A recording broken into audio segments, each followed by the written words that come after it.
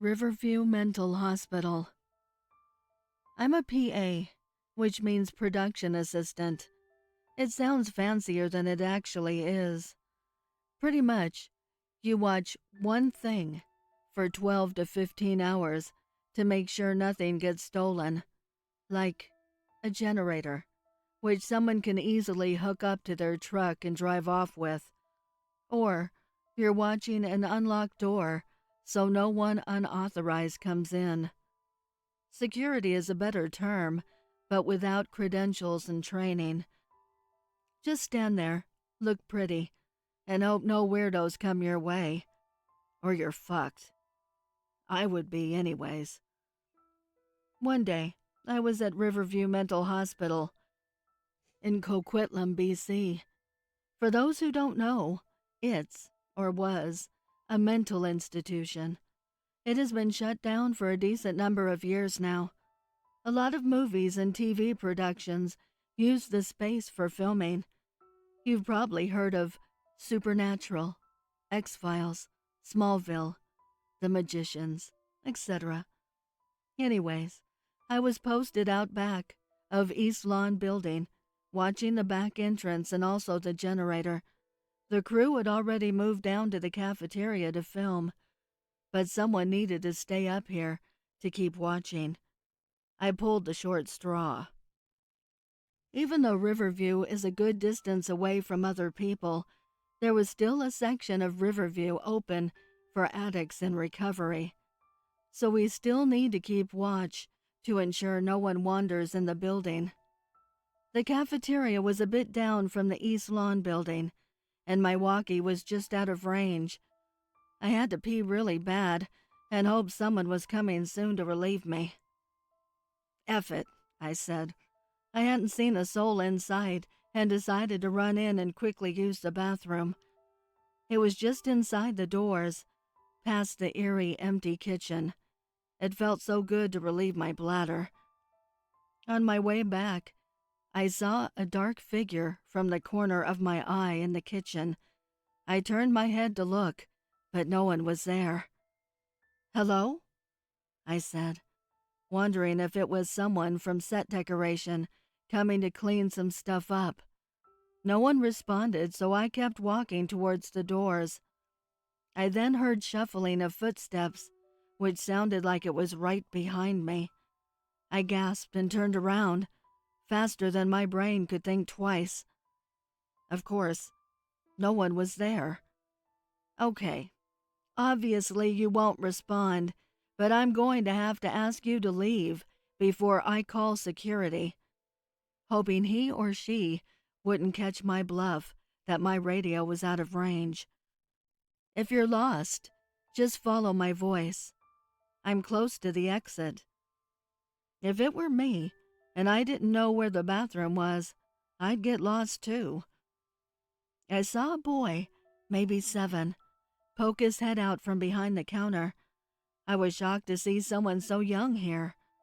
Maybe visiting someone and wandered off? "Hi there. Are you lost?"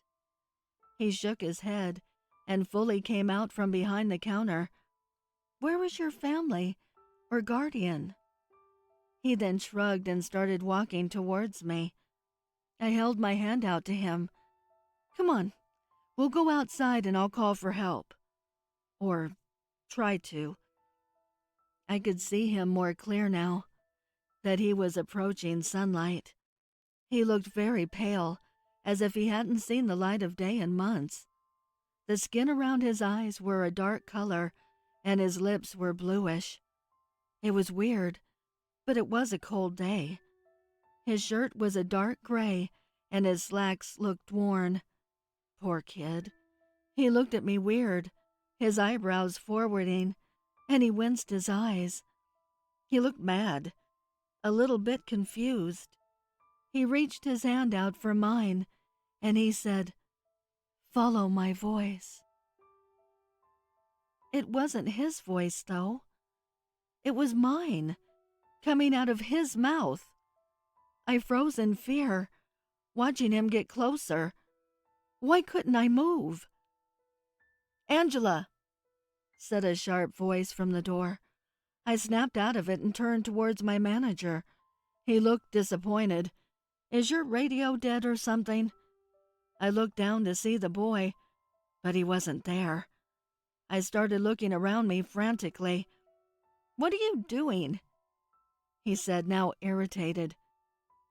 Where did he go? I said surprisingly loud. Who? Still irritated. The boy that was right here. I pointed beside me. There was no one there.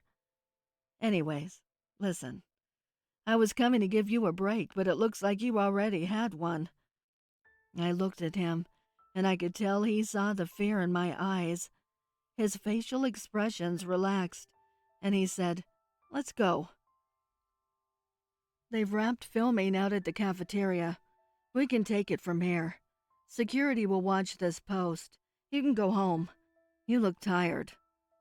My fear turned to anger. As if he didn't believe me, I stormed off toward my car and left, hands still shaking. Later that night, I tried to look up young boys who died in the hospital, but came to a dead end. I decided to give up and go to bed. The next morning, I saw I had a missed phone call from Earl, the nighttime supervisor. He left a voicemail and I listened to it. Listen, Angela, whatever game you're playing, you need to stop. In the background of the message, I heard me saying, Follow my voice. I was very confused and panicked. I rushed to get to Riverview. When I got there were cops surrounding the east lawn back entrance, my post. I could hear sobs from my crew and policemen asking people questions. Isn't it ironic? Said one cop. A guy dies of a heart attack in a hospital, but no one can help.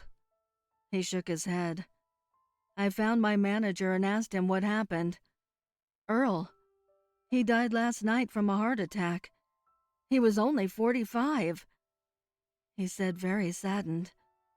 I looked over the crew, towards the entrance to the building. There, at the door, stood the boy. My heart froze. He mouthed, Follow my voice, and smiled, an unearthly smile, like he had no cheekbones. The corner of his mouth almost reached his ears. He then slowly walked inside and disappeared. I never went back to Riverview. In fact, I'm no longer a PA. I would like to give a heartfelt thank you to the special friends of the channel for your overwhelming generosity. If you would like to support the channel, the link is below in the description. Also, please send me your stories and poems to duchessofdarkness27@gmail.com. You can also find me on Instagram at duchess.ofdarkness and Twitter at duchessofdarkn2. I want to thank all my listeners for your kindness, your encouragement, and your support. It means the world to me. Thank you for joining me. Until next time.